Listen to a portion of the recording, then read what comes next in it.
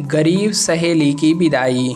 पापा प्लीज गाड़ी रोकिए जल्दी। अरे पर क्या हुआ बेटा? कुछ नहीं पापा, अब आप जाओ, मैं खुद से चली जाऊंगी कॉलेज। पर कॉलेज तो अभी 1 किलोमीटर दूर है, कैसे जाओगी वहाँ तक? वो देखिए सामने मेरी सबसे प्यारी सहेली प्रियंका आ रही है। ओ, वो जो साइकिल से आ रही है? हाँ पापा वही है, वह मेरी सबसे अच्छी सहेली है, मैं उसी के साथ जाऊंगी। पर तुम साइकिल से कैसे, मतलब कुछ नहीं, आप जाओ बस। जब तक हरी सिंह अपनी बात पूरा करते, बबीता गाड़ी से उतरकर प्रियंका के पास चली गई। हरी सिंह को यह देखकर अच्छा नहीं लगा, फिर वह वहां से चले गए। थोड़ी देर बाद कॉलेज में कितना मजा आया ना, क्या खाक मजा आया। तू तो आराम से बैठ गई पीछे, मैं तो थक गई तुझे यहाँ तक ढोकर लाने में। तो मैं क्या करूँ, अब मुझे तो साइकिल चलानी आती नहीं है, तो तुझे ही ढोना पड़ेगा ना मुझे। बबीता और प्रियंका कॉलेज में एक ही क्लास में पढ़ते थे। वो सारा दिन एक ही साथ रहती थी। प्रियंका बहुत सुंदर थी और पढ़ाई में भी बहुत होशियार थी, लेकिन वह बहुत गरीब थी। वहीं दूसरी ओर बबीता के पापा हरी सिंह बहुत पैसे वाले थे। फिर उसी शाम, आजा बेटी, मैंने तुम्हारे लिए रोटी बना कर रखी है। बाबा मैं आ रही थी घर, आपने खाना क्यों बनाया? मैंने बोला था ना आपको, मैं आकर बना दूंगी। अरे बेटी, तुम थकी हारी कॉलेज से आओगी फिर खाना बनाओगी, इसलिए मैंने ही खाना बना दिया। और वैसे भी कुछ ही दिनों बाद तो तेरी शादी हो जाएगी, फिर तो तेरी विदाई के बाद अपना खाना मुझे ही बनाना पड़ेगा ना। दरअसल प्रियंका की माँ को गुजरे सालों बीत गए थे। बस वह और उसके पापा मोहन साथ रहते थे। दोनों एक दूसरे का बहुत ख्याल रखते थे। मोहन यह जानते थे कि उसकी बेटी प्रियंका पढ़ाई में बहुत होशियार है, फिर भी उन्हें दिन रात अपनी बेटी की चिंता सताती रहती थी।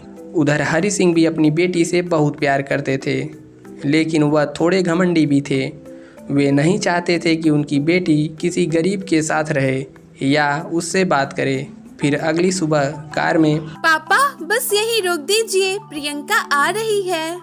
तब तक उन्होंने गुस्से में गाड़ी रोक दी और बबीता को जाने के लिए कहा। बबीता जाकर साइकिल के पीछे बैठ गई। हरि सिंह को फिर से यह सब अच्छा नहीं लगा। उन्होंने इस बारे में बबीता से बात करने का फैसला किया। फिर अगली सुबह सुबह घर पर, बेटा बबीता यहाँ आओ जरा, वो जो तुम्हारी दोस्त है, क्या नाम है उसका? कौन? प्रियंका? हाँ, उसके पापा क्या करते हैं? वो एक किसान है। पापा आपको पता है प्रियंका की मम्मी नहीं है, उस पर से वो लोग बहुत गरीब हैं। पता था मुझे। सुनो, तुम ना उस लड़की से थोड़ा दूर ही रहो। हाँ क्या मतलब पापा? बेटी, मैं तुम्हें यह समझाना चाहता हूँ कि उस लड़की की और तुम्हारी पैसे की कोई बराबरी नहीं है। पर पापा वह मेरी बेस्ट फ्रेंड है। वो तुम्हारी फ्रेंड इसलिए है क्योंकि तुम अमीर हो, समझी? पापा प्लीज, वो वैसी नहीं है। बबीता को अपने पापा की बातें बुरी लगी और वह गुस्से में वहाँ से चली गई। तभी हरी सिंह का बेटा आयुष वहाँ आया। पापा, बबीता कोई बच्ची नहीं है, और वैसे भी पापा दोस्ती में अमीरी और गरीबी कौन देखता है? गरीब देखता है, उसका दोस्त मालदार है कि नहीं।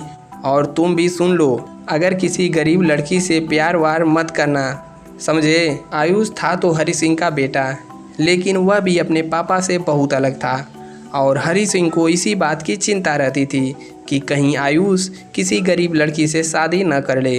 वो चाहते थे कि उनके दोनों बच्चों की शादी उनसे भी बड़े घर में हो। हालांकि इन सब के बावजूद हरी सिंह अपने दोनों बच्चों से बहुत प्यार करते थे। बबीता, मेरी बिटिया नाराज है क्या? और नहीं तो क्या पापा, सब लोग एक जैसे नहीं होते हैं। पापा ये सही कह रही है। ओहो, तुम लोग वैसे नहीं मानोगे मेरी बात। लगता है तुम्हें उस लड़की की असलियत दिखानी ही पड़ेगी। चलो इस लड़की का टेस्ट कर ही लेते हैं। हरी सिंह ने जैसे तैसे अपने दोनों बच्चे को मना ही लिया। वह प्रियंका की दोस्ती की परीक्षा लेना चाहते थे। और फिर अगले दिन कॉलेज में, सुनना, आज तो मेरे साथ मेरे घर पर चलना। क्यों, क्या हुआ? कुछ काम है तुझसे, घर चल बताऊंगी। शाम को पीयूष कार से प्रियंका और बबीता दोनों को घर लेकर गया। बबीता सीधे प्रियंका को अपने कमरे की ओर ले गई और उससे कही, तू अंदर बैठ, मैं बस फ्रेश होकर आई। ओके, जल्दी आना। प्रियंका जैसे ही कमरे में गई, उसने देखा कि वहाँ बेड पर नोटों की 4 गड्डियाँ पड़ी हैं। देखने से ही पता चल रहा था कि वह बहुत सारे पैसे हैं। प्रियंका ने तुरंत नोटों की गड्डी हाथ में लेकर वहीं बैठ गई। उधर हरी सिंह और पीयूष ये सब कमरे में लगे सीसीटीवी में देख रहे थे, जो हरी सिंह ने उसी दिन लगवाया था। देखा, मैंने कहा था ना, ये सब एक जैसे होते हैं। सिर्फ कुछ पैसों के लिए अपना ईमान बेच दिया इस लड़की ने। 1 मिनट पापा, जरा रुक तो जाइए। देखो बबीता कमरे में आ रही है। बबीता के आते ही प्रियंका बोली, ओए, कैसी बेवकूफ लड़की है तू। ये इतने सारे पैसे ऐसे ही बिस्तर पर छोड़ रखी है तूने। तेरे पापा और तेरे भैया कितनी मेहनत से दिन रात एक करके पैसे कमाते होंगे, और तू है कि तुझे बिल्कुल भी पैसों की कदर नहीं है। ये ले, पकड़ पैसे, या तो इसे अंकल को दे देना। बबीता को तगड़ी डांट पड़ी थी, पर वह अंदर ही अंदर बहुत खुश थी, क्योंकि भले ही प्रियंका न जानती हो कि वह बहुत बड़े परीक्षा में पास हो चुकी थी, लेकिन बबीता ये बात अच्छे से जानती थी। उधर दूसरे कमरे में, उम्मीद है पापा कि अब आपको आपका जवाब मिल गया होगा। आपने उसे बहुत गलत समझ लिया। इतना कहकर पीयूष वहाँ से चला गया। हरी सिंह हार चुका था और उनकी बेटी की दोस्ती जीत गई। और फिर अगले दिन सुबह, पापा सुनिए, आज सेमेस्टर की फीस भरनी है। हाँ, ये लो पैसे। हरी सिंह ने बबीता को पैसे दिए, लेकिन इसके बाद दोनों में कोई बात नहीं हुई, क्योंकि हरी सिंह के पास कहने को कुछ नहीं था। उधर प्रियंका भी अपने बाबा से पैसे लेकर कॉलेज जा रही थी, लेकिन तभी उसने देखा कि रास्ते में एक कार का एक्सीडेंट हुआ है और कार सवार सड़क पर गिरा हुआ खून से लथपथ है। प्रियंका ने जब उस घायल को देखा तो वह हैरान रह गई। दरअसल वह उसकी सहेली बबीता का भाई पीयूष था। प्रियंका ने तुरंत एक टैक्सी रोकी और उसे तुरंत अस्पताल लेकर पहुंची। डॉक्टर प्लीज जल्दी कीजिए, इन्हें बहुत चोट आई है। इनके सर पर गहरी चोट है, हमें इन्हें इमरजेंसी में ले जाना होगा। आप एक काम करिए, तुरंत काउंटर पर 10,000 रुपया जमा करा दीजिए। पीयूष यह सब देख और सुन रहा था, लेकिन दर्द के मारे वह कुछ बोल नहीं पा रहा था। उधर प्रियंका सोच में पड़ गई, क्योंकि उसके पास पैसे तो थे, लेकिन वह उसके फीस के थे। लेकिन उसे पता था कि उसे क्या करना है। कुछ देर बाद हरी सिंह और बबीता भी वहां आ गए। बबीता आते ही प्रियंका को गले से लगा लिया। उधर पीयूष का ऑपरेशन भी हो चुका था और वह खतरे से बाहर था। फिर कुछ दिन बाद, नमस्ते अंकल। नमस्ते बेटी, कैसी हो? अंकल, मेरी शादी तय हो गई है, तो सबसे पहला कार्ड मैं आपको ही देने आई हूँ। अच्छा, लड़का क्या करता है? वो सरकारी क्लर्क है। सही है, सरकारी नौकरी है तो राज करेगी। प्रियंका वहाँ से चली गई, लेकिन हरी सिंह को कुछ अच्छा सा नहीं लगा। फिर कुछ दिनों बाद प्रियंका का शादी का दिन आ गया। वर वधू को बुलाइए, फेरे का समय निकला जा रहा है। पंडित के इतना कहते ही दूल्हे ने कहा, रुको, फेरे तो तब होंगे जब मुझे कार मिलेगी। अचानक दूल्हे की मुंह से इतनी बड़ी डिमांड सुनकर वहां मौजूद सभी लोग सन्न रह गए। पर कार की कोई बात नहीं हुई थी बेटा, तुम्हारे पापा ने तो। शादी मुझे करनी है या पापा को?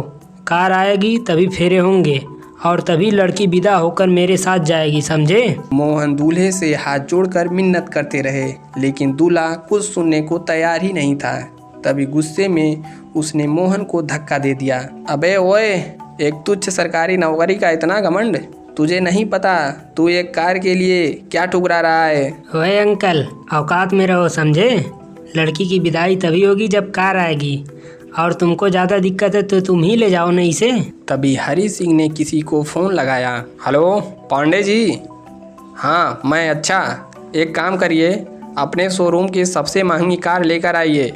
एड्रेस भेज रहा हूँ आपको, जल्दी कीजिएगा, किसी को अपनी औकात दिखानी है। कुछ ही देर बाद ही नई नवेली चमकती हुई कार गैरेज गार्डन में आ चुकी थी। वहाँ मौजूद सभी लोगों को हरी सिंह की औकात का अंदाजा हो गया था।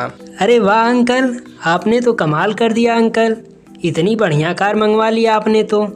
अब खुशी खुशी विदा करो अपनी बेटी को। विदाई तो होगी, पर तेरे जैसे घमंडी और लालची के साथ नहीं। पीयूष, कहाँ हो तुम? जी पापा जी। तुम्हें प्रियंका पसंद है कि नहीं? हाँ है, मतलब नहीं। अकला क्यों रहे हो? बता है कि नहीं? हाँ हाँ है। तो चल फिर बैठ मंडप में, बहू भी हम ही लेकर जाएंगे और दहेज भी हम ही देंगे। हरि सिंह की बात सुनकर मोहन ने उसके सामने हाथ जोड़ लिया। फिर दोनों की शादी हो गई। इसके बाद अपनी विदाई पर प्रियंका रोई जरूर, लेकिन उसकी आंखों में दुख से ज़्यादा खुशी झलक रही थी। यदि कहानी पसंद आई हो तो वीडियो को लाइक करें और चैनल को भी सब्सक्राइब कर लें और घंटे के निशान को दबाना बिल्कुल भी ना भूलें।